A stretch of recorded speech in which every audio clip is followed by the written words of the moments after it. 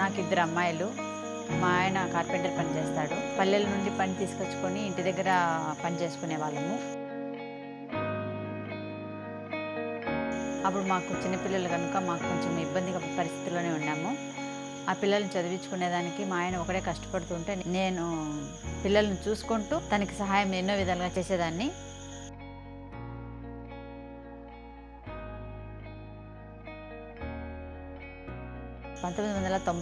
సంవత్సరంలో డ్వాక్రా గ్రూప్లు అనేటివి వస్తే అప్పుడు రివాల్వింగ్ ఫండ్గా 5,000 రూపాయలు ఒక్కొక్క సభ్యురాలకి ఇచ్చినారు.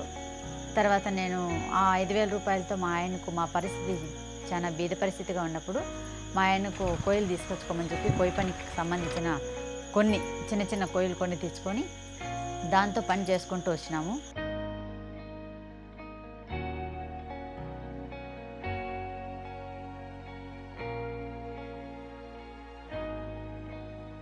ఒకసారి శ్రీనిధిలో లోన్ తీసుకొని 50,000 తీసుకొని ఇంకా కొంచెం మా సొంత డబ్బు వేగేసుకొని పెళ్లి చేసినాము ఒక అమ్మాయికి. ఇంకొక అమ్మాయి ఇప్పుడు కొత్తగా వచ్చిన లోన్తో 50,000తో 47,000 తీసుకొని మిడ్స్ కాలేజీలో ఇంజనీరింగ్ సెకండ్ ఇయర్ చదువుతున్నది.